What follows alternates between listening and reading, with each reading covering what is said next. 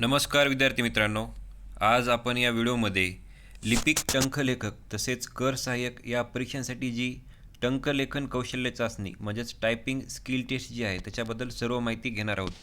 आपणा सर्वांना माहिती आहे की लिपिक टंकलेखक तसेच कर सहाय्यक यांची मुख्य परीक्षा झाल्यानंतर काही विद्यार्थ्यांना म्हणजे वॅकन्सीच्या 3 पट विद्यार्थ्यांना टंकलेखन कौशल्य चाचणीसाठी बोलवलं जातं आणि ही परीक्षा तुम्हाला क्वालिफाईंग करावी लागते. सो याबाबतचे जे महत्त्वाचे इन्स्ट्रक्शन्स आहेत, ज्या माहिती आयोगाने इथं आपल्याला दिलेल्या आहेत, ते आपण या व्हिडिओमध्ये बघणार आहोत. सो एकंदरीत आपण इथं बघू शकतो की महाराष्ट्र लोकसेवा आयोगामार्फत आयोजित लिपिक टंकलेखक तसेच कर सहाय्यक या टंकलेखन अर्हता आवश्यक असलेल्या संवर्गाच्या परीक्षांकरता टंकलेखन कौशल्य चाचणी म्हणजेच टायपिंग स्किल टेस्ट लागू करण्यात आलेली आहे. आपणा सर्वांना हे माहीत आहे. सो याबाबतचे जे तरतुदी आहेत ते काय आहेत, तर पहिली गोष्ट म्हणजे लिपिक टंकलेखक तसेच कर सहाय्यक या संवर्गातील पदभरतीकरता संगणक प्रणालीवर आधारित टंकलेखन कौशल्य चाचणी घेण्यात येईल मुख्य परीक्षेनंतर. त्याच्यानंतर दुसरा जो पॉईंट आहे इथं, टंकलेखन कौशल्य चाचणी ही केवळ अर्हताकारी म्हणजे क्वालिफाईंग स्वरूपाचे. सो हे लक्षात ठेवा, ही जी टायपिंग स्किल टेस्ट आहे त्याचे मार्क धरले जाणार नाहीत, ही फक्त तुम्हाला क्वालिफाय करायची आहे. तिसरा मुद्दा, लेखी परीक्षेच्या निकालाच्या आधारे संबंधित संवर्गाच्या भराव्याच्या पदाच्या 3 पट उमेदवार टंकलेखन कौशल्य चाचणीकरता पात्र ठरवण्यात येतील. सो एकंदरीत जेवढी वॅकन्सी आहे त्याच्या 3 पट विद्यार्थी हे टायपिंग स्किल टेस्टला बोलवले जातील मुख्य परीक्षेनंतर, हे लक्षात ठेवा. चौथा मुद्दा काय दिला आहे, तर लिपिक टंकलेखक संवर्गाकरिता मुख्य परीक्षेस अर्ज करतेवेळी उमेदवारांना मराठी किंवा इंग्रजी टंकलेखन कौशल्य चाचणीपैकी कोणतीही एक टंकलेखन कौशल्य चाचणी निवडता येईल. सो लिपिक टंकलेखक म्हणजेच क्लर्क टायपिस्टसाठी जे विद्यार्थी अप्लाय करतात त्यांना मराठी किंवा इंग्रजी याच्यापैकी एकच कौशल्य चाचणी तुम्हाला निवडायची आणि ती क्वालिफाय करायची आहे. तसेच उमेदवारांनी निवड केलेला मराठी किंवा इंग्रजी लेखनाची कौशल्य चाचणी आयोगामार्फत घेण्यात येईल. त्या चाचणीमध्ये त्यांना क्वालिफाय व्हायचं आहे. तर कर सहाय्यक हे जे पद आहे त्याच्यासाठी मात्र मराठी व इंग्रजी या दोन्ही कौशल्य चाचणीमध्ये क्वालिफाय ठरणं आवश्यक. सो हे लक्षात ठेवा, लिपिक टंकलेखक म्हणजे क्लर्क टायपिस्टसाठी तुम्हाला मराठी किंवा इंग्रजी दोन्हीपैकी एखादंच क्वालिफाय व्हायचं आहे. तर कर सहाय्यकमध्ये तुम्हाला मराठी आणि इंग्रजी या दोन्हीमध्ये क्वालिफाय व्हायचं आहे. सो एकंदरीत याचा जो तपशील दिला आहे तो इथं आयोगाने आपण बघूया. सर्वात महत्त्वाचा हा टेबल आहे, तुम्हाला हे माहीतच पाहिजे टेबलमधल्या सर्व गोष्टी. पहिला मुद्द्यांनी काय दिला, तर चाचणीकरिता पात्र करावयाच्या उमेदवारांची संख्या आपण बघितली की भरावयाच्या पदाच्या 3 पट म्हणजे वॅकन्सीच्या 3 पट विद्यार्थी हे या चाचणीसाठी बोलवले जातील. आता या टंकलेखन कौशल्य चाचणीचं स्वरूप काय असेल, तर लिपिक टंकलेखनसाठी तुम्हाला म्हणजे क्लर्क टायपिंगसाठी तुम्हाला मराठी किंवा इंग्रजी याच्यापैकी एकामध्ये क्वालिफाय व्हावं लागेल. तर कर सहाय्यकसाठी दोन्ही भाषेत क्वालिफाय व्हावे लागेल. आता चाचणीचे निकष काय, तर आपल्या सर्वांना माहिती की मराठी आणि इंग्रजी या टायपिंगचं जे सर्टिफिकेट असतं ते सुद्धा आपल्याला इथं द्यावं लागतं, आयोगाला अपलोड करावं लागतं. सो एकंदरीत तेच निकष इथं आहेत की इंग्रजीमध्ये तुमचा जो स्पीड आहे तो 40 शब्द प्रति मिनिट असला पाहिजे आणि मराठीमध्ये तो 30 शब्द प्रति मिनिट असला पाहिजे. सो यांचंच सर्टिफिकेट आणि याच निकषावर ही परीक्षा घेतली जाते. ज्याला की डिप्रेशन पर आवरमध्येच आपण बघितलं तर इंग्रजीमध्ये 12,000 तर मराठीमध्ये 9,000 की डिप्रेशन पर आवर अशी स्पीड पाहिजे. सो एकंदरीत हे निकष तुम्ही लक्षात ठेवा, याच्यानुसार तुम्हाला प्रॅक्टिस करायची आहे. आणि जे पॅसेज दिले जातील इंग्रजी आणि मराठीचे ते तुम्हाला 10-10 मिनटामध्ये इथं टाईप करायचं आहे. म्हणजे एकंदरीत ही जी चाचणी होणार आहे ती इंग्रजीची 10 मिनटासाठी आणि मराठीची 10 मिनटासाठी. तसेच इथं कीबोर्ड टेस्ट वगैरे यासाठी अतिरिक्त टाईम दिला जातो, ते आपण पुढे बघणारच आहोत तो टाईम किती असतो. पण जो मूळ टायपिंग करायची तुम्हाला ती फक्त 10-10 मिनटाची असते, हे लक्षात ठेवा. इंग्रजीसाठी 10 मिनटं आणि मराठीसाठी 10 मिनटं. आता त्रुटी किंवा चुका मोजण्याची पद्धत काय आहे, तर मराठीमध्ये 1,500 की डिप्रेशन व इंग्रजीमध्ये 2,000 की डिप्रेशननुसार तयार होणाऱ्या शब्दांच्या शेकडा प्रमाणात या चुका गणल्या जातात. आणि याचं जे पात्रतेसाठी सीमांकन मर्यादा रेषा काय आहे, तर अराखीवसाठी 7% म्हणजे अराखीव विद्यार्थी जे आहेत त्यांना 93% त्यांची ॲक्युरेसी पाहिजे. तर मागास प्रवर्ग आणि आर्थिकदृष्ट्या दुर्बल घटकांना 10% सीमांकन म्हणजेच त्यांची जी ॲक्युरेसी आहे ती 90% असली पाहिजे. एकंदरीत हे तुम्हाला समजून घेण्यासाठी आपण अजून एक इथं नोटिफिकेशन आयोगाचं इथं जोडलेलं आहे किंवा याच्यातीलच आपण 10वा मुद्दा बघू शकतो. टंकलेखनातील त्रुटी किंवा चुका संदर्भात टंकलेखनामधील परिषदेमध्ये की डिप्रेशन कितीही असले तरी मराठीसाठी प्रथम 1,500 की डिप्रेशन व इंग्रजीसाठी प्रथम 2,000 की डिप्रेशननुसार तयार होणाऱ्या शब्दांच्या शेकडा प्रमाणात त्रुटी चुका पात्रतेसाठी ग्राह्य धरल्या जातील. सो हे लक्षात ठेवा, परिच्छेदेमध्ये कितीही की डिप्रेशन असतील तर मराठीचे फक्त पहिले 1,500 की डिप्रेशन आणि इंग्रजीचे पहिले 2,000 की डिप्रेशननुसारच तुमच्या या त्रुटी मोजल्या जातील. उदाहरणार्थ 1900 की डिप्रेशन असलेल्या मराठी उतार्यात प्रत्यक्ष पात्रता ठरविताना त्या उतार्यात पहिल्या 1,500 की डिप्रेशननुसार 236 शब्द तयार होतात. म्हणजे याचं एक उदाहरण दिलं आहे. शब्द होत असतील तर उमेदवाराच्या पात्रतेसाठी खालीलप्रमाणे निकष लागू होतील. तर अराखीव उमेदवाराला 236 शब्दापैकी 219 शब्द बरोबर आणायचेत आणि राखीव उमेदवारांना 236 पैकी 212 शब्द. म्हणजे अराखीव विद्यार्थ्यांची जी ॲक्युरसी ती 93% असली पाहिजे आणि राखीव विद्यार्थ्यांची ही ॲक्युरसी 90% असली पाहिजे. आता ही टक्के कुठे दिलेत तर त्याच्याबद्दलचं आयोगाने इथं नोटिफिकेशन दिलं होतं. तुम्ही इथं बघू शकता की प्रत्यक्ष चाचणीमध्ये देण्यात आलेला की डिप्रेशन विचारात न घेता चाचणीची पात्रता ठरवताना पहिल्या 1,500 मराठीसाठी आणि इंग्लिशसाठी पहिल्या 2,000 की डिप्रेशननुसार जेवढे शब्द तयार होतात त्या शब्दांच्या 93% शब्द बरोबर आले पाहिजे कुणासाठी, अराखीव उमेदवारांसाठी, आणि त्या शब्दांच्या 90% शब्द बरोबर आले पाहिजे कुणासाठी, राखीव उमेदवारासाठी. सो हेच इथं सांगितलेलं आहे. सो हे लक्षात ठेवा. अजून एकदा ज्या उमेदवारांना इथं कन्फ्युजन होत असेल त्यांना मी सांगतो की पॅसेज कितीचा असो, किती की डिप्रेशनचा असो, मराठीमध्ये जे पहिले 1,500 की डिप्रेशन होतात त्याचे शब्द मोजले जातील आणि ते जे शब्द आहेत त्या शब्दांच्या ज्यांचं रिझर्वेशन नाही म्हणजे अराखीव उमेदवारांना त्याच्या 93% बरोबर आणायचे आहेत शब्द आणि राखीव उमेदवारांना 90% बरोबर आणायचे आहेत. आणि इंग्रजीसाठी हे प्रमाण किती आहे तर 2,000 की डिप्रेशन आहे. सो हे अशा प्रकारे सिम्पल तुम्ही इथं समजून घेऊ शकता.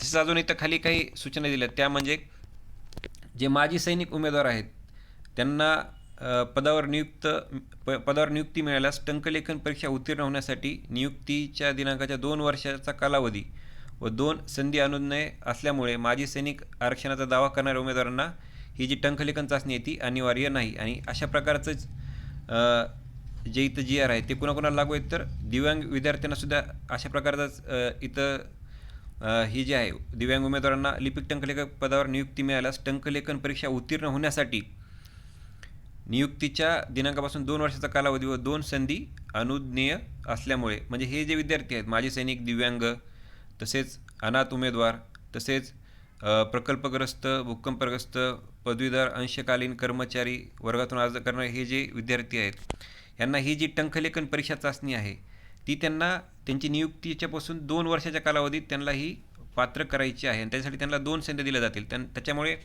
लगेच परीक्षा झाल्यावर अशा विद्यार्थ्यांना ही टंकलेखन चाचणी द्यायची काही अनिवार्य नाही आहे. पण त्यांना 2 वर्षामध्ये म्हणजे जेव्हा त्यांची नियुक्ती होईल त्याच्या दिनांकापासून 2 वर्षाच्या आत तुम्हाला ही टंकलेखन चाचणी पात्र करायची आहे. सो मोस्टली विद्यार्थी जी आपली परीक्षा होते त्याच्यानंतरच देतील पण त्यांना 2 वर्षापर्यंत हे क्वालिफाय करायचं आहे आणि त्यांच्यासाठी 2 संधी दिलेल्या आहेत. कोणकोणते विद्यार्थी आपण हे इथं बघितलेलं आहे. तसेच अजून एक काही परीक्षेसंबंधात म्हणजे एक्झॅक्ट परीक्षेमध्ये तुम्ही जेव्हा जाता टायपिंगच्या त्या संबंधित काही ठळक सूचना आयोगाने दिलेल्या आहेत त्या काय आपण बघूया.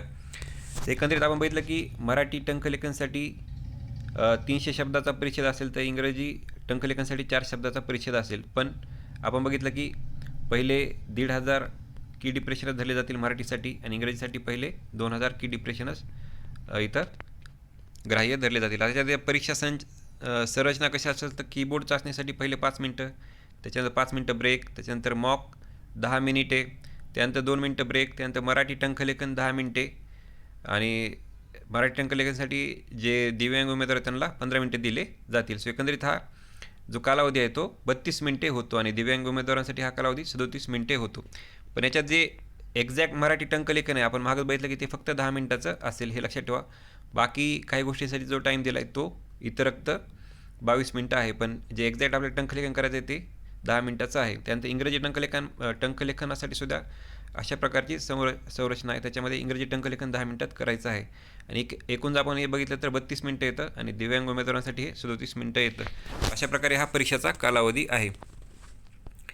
त्याचा आयोगाने इथं काही महत्त्वाच्या सूचना दिल्यात की खालील सूचनांचे काळजीपूर्वक वाचन करावे, वेळेचे नुकसान अपात्रता टाळण्यासाठी त्याचे अनुसरण करावे. सूचना वाचल्यानंतर सहमती देऊन मी सुरू करण्यासाठी तयार आहे वर क्लिक करावे. म्हणजे जेव्हा आपली टंकलेखन परीक्षा सुरू होते कॉम्प्युटरवर तेव्हाच्या ह्या सूचना आहेत की तिथं मी सुरू करण्यासाठी तयार आहे असं येतं. त्याच्यावर तुम्हाला क्लिक करून ते तुमची परीक्षा सुरू करता येईल. मराठी टंकलेखनासाठी कीबोर्ड लेआउट हे रेमिंग्टन मराठी असेल हे लक्षात ठेवा. आणि तसेच इंग्रजी टंकलेखनासाठी कीबोर्ड लेआउट हे US असेल, जे क्वेअर्टी कीबोर्ड लेआउट आहे. आपल्या कीबोर्डसारखंच असतं पण मराठीसाठी वेगळं आहे रेमिंग्टन. मराठी टायपिंगमध्ये अक्षर पूर्ण करण्यासाठी उमेदवार फक्त की वापरू शकतात. शिफ्ट A की नाही याची उमेदवारांनी नोंद घ्यावी. जे विद्यार्थी टायपिंगची प्रॅक्टिस करतात त्यांना हा मुद्दा नक्कीच कळला असेल. उमेदवारांना टंकलिखित केलेला शब्द बॅकस्पेस कीच्या आधारे बदलता येईल. उमेदवारांना निर्देशक कीचा वापर करता येणार नाही हे लक्षात ठेवा. त्या सबमिट बटन 10 मिनिटानंतर म्हणजे पात्र दिव्यांग उमेदवारासाठी 15 मिनिटानंतर कार्यान्वित होईल. म्हणजे आपण बघितलं की टंकलेखनासाठी 10 मिनिटं वेळ आहे, ते 10 मिनिटं झाल्यानंतरच तुम्हाला सबमिट करता येईल. सबमिट न केल्यास 10 मिनिटानंतर आपोआप ते सबमिट होईल. म्हणजे बरेच विद्यार्थी टायपिंगमध्ये इथं व्यस्त असताना 10 मिनिटं झाले आणि त्यांनी सबमिट करू शकले नाही तर घाबरायची गरज नाही, आपोआप हे सबमिट केलं जाईल. खालीलपैकी कोणती त्रुटी आढळल्यास संयम बाळगून समवीक्षकांशी संपर्क साधायचा. म्हणजे खालील ज्या त्रुटी आढळल्या तर लगेच तुम्हाला पॅनिक व्हायचं नाही किंवा घाबरायचं नाही, तुम्हाला समवीक्षकाशी संपर्क साधायचा आहे. तर ह्या त्रुटी कोणत्या, तर कीबोर्ड त्रुटी असेल, कारण की ही त्रुटी जे परीक्षा आयोजन त्यांची आहे, तुमची काही नाही आहे, त्याच्यामुळे इथं घाबरायची गरज नाही. तसेच मशीन ऑटोलॉक झाली किंवा वीज व्यत्यय आला म्हणजे लाईट गेली, तसेच स्वयंचलितरित्या चाचणीमधून बाहेर पडल्यास ह्या जर त्रुटी झाल्या तर तुम्हाला घाबरायची गरज नाही. समवीक्षकाशी तुम्ही संपर्क साधू शकता. वरील तांत्रिक बिघाड झाल्यास काळजी करू नका. तुम्हाला पुन्हा लॉग इन करण्याची मुभा दिली जाईल आणि चाचणी मूल्य मापनासाठी पूर्ण मूल्यांकन वेळ प्रदान केला जाईल. हे लक्षात ठेवा. तुम्हाला तुमचा योग्य वेळ दिला जाईल, तुम्हाला पुन्हा लॉग इन करण्याची मुभा दिली जाईल. अशा जर गोष्टी घडल्या टेक्निकल काही इथं बिघाड झाल्यावर. चाचणीमध्ये कोणतीही अनुचित कृती किंवा अनुचित मार्ग वापरल्यास चाचणीमध्ये अपात्र ठरण्यात येईल. चाचणीमध्ये तुम्हाला कुठेही चिटिंग करायची नाही, नाहीतर तुम्हाला डिस्क्वालिफाय केलं जाईल. कीबोर्डमध्ये कोणतेही तांत्रिक बिघाड नसल्यास केवळ उमेदवाराच्या मागणीवरून कोणत्याही उमेदवारास कीबोर्ड बदलून मिळणार नाही. कीबोर्डमध्ये तांत्रिक बिघाड नसतानाही उमेदवार कीबोर्ड बदलून देण्याचा आग्रह केल्यास सदर उमेदवाराचे कृत्य हे परीक्षा आयोजनामध्ये अडथळा समजण्यात येईल व अशा उमेदवारांना आयोगाच्या संकेतस्थळावरील सर्वसाधारण सूचनांमधील तरतुदीनुसार कारवाई करण्यात येईल. सो कीबोर्ड जर तुमचा ओके असेल तरी पण तुम्ही जर कीबोर्ड मला बदलून द्या अशी मागणी केली तर ती तुमची इथं ग्राह्य धरली जाणार नाही, तुम्हाला डिस्क्वालिफाय केलं जाऊ शकतं. त्याच्यामुळे हे लक्षात ठेवा, कीबोर्डमध्ये काही त्रुटी असेल तरच तुम्ही कीबोर्ड बदलून मागा. टंकलेखनादरम्यान उमेदवारांनी कोणती आवश्यक नसलेली विशेष की वापरू नये. आपण वर बघितलं की तुम्ही कोणत्या की वापरू शकतात आणि कोणत्या की वापरू शकत नाहीत. उमेदवारांनी कॅप्स लॉक व स्क्रोल लॉक की ऑन नाही याची खात्री करावी. हे लक्षात ठेवा, कॅप्स लॉक आणि स्क्रोल लॉक की तुम्हाला ऑन करायची नाही हे इथं दिलेलं आहे. तसेच या सूचना ज्या आहेत त्या वेळोवेळी इथं अपडेट केल्या जातील, त्याच्यामुळे त्या तुम्हाला बघून घ्यायच्यात सूचना अपडेट झाल्यानंतर. तसेच तुमचं जे हॉल तिकीट त्याच्यावरही अशा सूचना दिल्या जातील, कारण की ह्या एक्झामिनेशन हॉलमध्ये काय आपल्याला करायचं आहे त्याच्याबद्दलचे आहेत, हे अपडेट होत राहतील आणि ते तुम्हाला तुमच्या हॉल तिकीटवर दिसेल. चाचणी पूर्ण झाल्यानंतर खालील त्रुटी या चुका म्हणून गणल्या जातील. आता खालील कोणत्या त्रुटी तुमच्या चुका म्हणून गणल्या जातील, तर वगळलेल्या प्रत्येक शब्दासाठी, तसेच चुकीच्या शब्दाच्या प्रत्येक प्रतिस्थापनासाठी, उत्तरात न आढळलेल्या शब्दाच्या समावेशनासाठी, पुनरावृत्तीच्या मार्गाने झालेल्या प्रत्येक शुद्ध लेखनाच्या त्रुटीसाठी किंवा अक्षरांच्या समावेशनासाठी किंवा बदल किंवा वगळणे किंवा बदलणे म्हणजे स्पेलिंग हा शब्द स्पेलिंग अशा प्रकारे लिहिता असे ज्या चुका आहेत त्या तुमच्या त्रुटी धरल्या जातील. आणि चुकीचे कॅपिटलायझेशन, कॅपिटल अक्षराचं लहान अक्षरासाठी चुकीचा वापर आणि त्या उलट म्हणजे इंग्रजी टंकलेखनाबाबत हे ज्या मिस्टेक्स आहेत तुम्ही केलेल्या त्या मात्र चुका धरल्या जातील आणि एक चूक ही = एक त्रुटी असेल हे लक्षात ठेवा.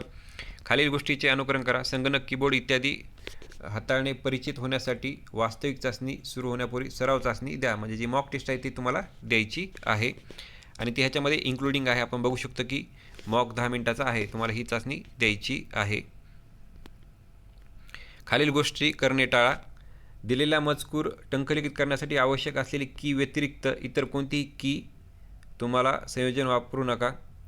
दिलेल्या मजकुरात नमूद केल्याखेरीज कोणतेही विशेष वर्ण किंवा चिन्ह प्रविष्ट करू नका, त्यामुळे टंकलिखित केलेला शब्द वगळू शकतो.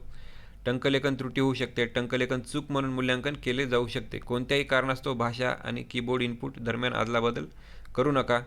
एकदा चाचणी सबमिट केल्यानंतर आणि सारांश प्रदर्शित झाल्यानंतर बॅकस्पेस किंवा इतर कोणतीही की दाबू नका. सो एकंदरीत हे जे की रिलेटेड कीबोर्ड कसं हाताळायचं आहे त्या बाबतीचे हे जे इन्स्ट्रक्शन आहेत ते तुम्ही नीट फॉलो केले पाहिजेत.